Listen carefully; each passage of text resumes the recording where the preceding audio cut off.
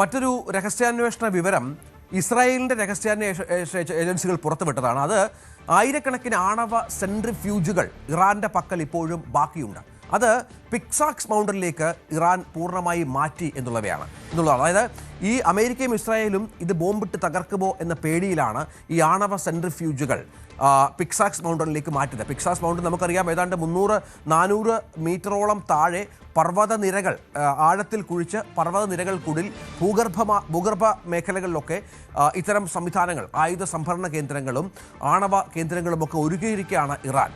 അതുമാത്രമല്ല, ഇറാൻ്റെ നിരവധി ആണവ കേന്ദ്രങ്ങൾ, ആണവ നിലയങ്ങൾ അമേരിക്കയും ഇറാനും ഇസ്രായേലും ആദ്യഘട്ടത്തിൽ ആക്രമിച്ച് ഇല്ലാതാക്കിയിരുന്നു. അതൊക്കെ പുനർനിർമ്മിക്കാനുള്ള ശ്രമവും ഇറാൻ്റെ ഭാഗത്തുണ്ടാകുന്നു എന്നാണ് ഇപ്പോൾ ഇസ്രായേലിൻ്റെ രഹസ്യാന്വേഷണ ഏജൻസികൾ കണ്ടെത്തിയിരിക്കുന്നത്. സാഗ്രോസ് പർവ്വത മേഖല ആക്രമിക്കുമെന്ന് അമേരിക്കൻ പ്രസിഡന്റ് തുടർച്ചയായി പറയുന്നതിൻ്റെ പിന്നിൽ ഇതാണ് കാര്യം. ഈ ഇറാൻ്റെ നഡാൻസ് ആണവ നിലയത്തിന് സമീപമുള്ള പിക്സാക്സ് മൗണ്ടൻ മലനിരകളിലെ തുരങ്കങ്ങളിലേക്ക് യുറേനിയം സമ്പുഷ്ടീകരണത്തിന് സഹായിക്കുന്ന ആയിരക്കണക്കിന് സെൻട്രിഫ്യൂജുകൾ മാറ്റുകയാണ്. അവിടെ അത്തരം നിർമ്മാണങ്ങൾ നടക്കുന്നു എന്നുള്ള സൂചനകൾ കൂടി ഇപ്പോൾ പുറത്തു വരുന്ന ഒരു പശ്ചാത്തലം കൂടിയുണ്ട്.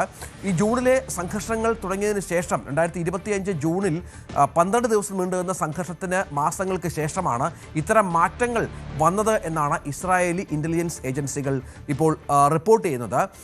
അത് വലിയ സുരക്ഷിതമാണ്. അമേരിക്ക ആക്രമിക്കുമെന്ന് പറയുമ്പോഴും അത്ര പെട്ടെന്ന്, അത്ര എളുപ്പമല്ല അമേരിക്കയെ സംബന്ധിച്ചിടത്തോളം അവിടെ കടന്ന് കയറാൻ എന്നുള്ള വിവരങ്ങൾ കൂടിയാണ് ഇപ്പോൾ പുറത്തു വരുന്നത്.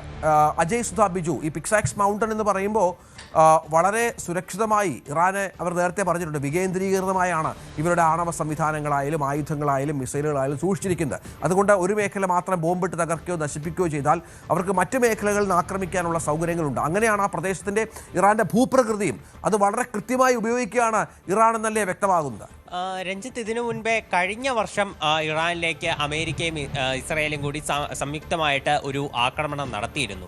ഈ വർഷം ഫെബ്രുവരി 28 നടന്ന ആക്രമണത്തിന് സമാനമായിരുന്നു ആ ആക്രമണവും.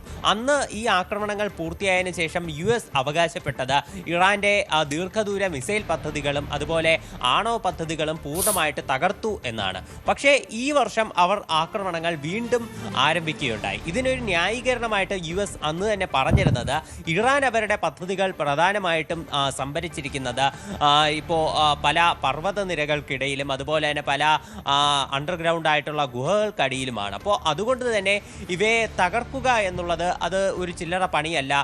വളരെയധികം പ്രയാസപ്പെട്ടാൽ മാത്രമേ ഇവ പൂർണ്ണമായിട്ട് നശിപ്പിക്കാനാകൂ എന്നാണ് അവരുടെ ഭാഗത്തുനിന്ന് ഒരു ന്യായീകരണമായിട്ടുണ്ടായിരുന്നത്. ഇറാൻ്റെ ഒരു അഡ്വാൻറ്റേജും അവരുടെ രാജ്യത്തുള്ള ഈ ഭൂപ്രകൃതി തന്നെയാണ്. ഈ ഹോർമുസ് കടലിടുക്ക് കടന്നു കഴിഞ്ഞ് ഇറാനിലേക്ക് കയറുന്ന പ്രദേശം മുഴുവൻ ഇത്തരത്തിലുള്ള പല പർവ്വത നിരകളാൽ ചുറ്റപ്പെട്ടതാണ്. അപ്പോൾ ഈ പർവ്വത നിരകളെല്ലാം താണ്ടിയാൽ മാത്രമേ മറ്റ് പ്രധാന നഗരങ്ങളിലേക്ക്, ഇറാന്റെ വടക്കൻ മേഖലയിലുള്ള തലസ്ഥാന നഗരമായിട്ടുള്ള ടെഹറാൻ ഉൾപ്പെടെ പല പ്രധാനപ്പെട്ട മേഖലകളിലേക്കും ഇറാന്റെ ഒരു സാമ്പത്തിക സ്രോതസ്സായിട്ടുള്ള മേഖലകളിലേക്ക് എത്താൻ സാധിക്കണമെങ്കിൽ ഈ പർവ്വത നിരകളെ ക്രോസ് ചെയ്യണം. ഈ പർവ്വത നിരകൾക്കുള്ളിലാണ് ഇറാൻ തങ്ങളുടെ ആണവ സംവിധാനങ്ങളുടെ ഭാഗമായിട്ടുള്ള പല നിർണായകമായിട്ടുള്ള രേഖകളാണെങ്കിലും അതിൻ്റെ ഉപകരണങ്ങളാണെങ്കിലും സൂക്ഷിച്ചിട്ടുള്ളത്. ഇവ ട്രാക്ക് ചെയ്യുന്നത് വളരെ പ്രയാസമാണ്. അപ്പോൾ അതിനെ സംബന്ധിച്ചുള്ള ഒരു വിവരം തന്നെയാണ് നിലവിൽ ഇസ്രായേൽ പുറത്തുവിട്ടിട്ടുള്ളത്. ഇറാൻ തീർച്ചയായിട്ടും ഇപ്പോൾ ബുഷഹർ ആണവ നിലയം ഉൾപ്പെടെ തുടർച്ചയായിട്ട് ആക്രമിക്കപ്പെടുന്ന പശ്ചാത്തലത്തിൽ അവരുടെ നിർണായകമായിട്ടുള്ള ആണവായുധങ്ങൾ, അതുപോലെ ആണവായുധങ്ങൾ ഉണ്ടാക്കാനുള്ള മറ്റ് സാമഗ്രികൾ, യുറേനിയം, സമ്പുഷ്ടീകരിച്ച യുറേനിയം, ഇവയെല്ലാം ഈ പിക്കാക്സ് എന്ന് പറയുന്ന പർവ്വതനിരകളിലേക്ക് മാറ്റി എന്നുള്ള റിപ്പോർട്ടുകൾ ഇസ്രായേൽ പുറത്തുവിട്ടിരുന്നു.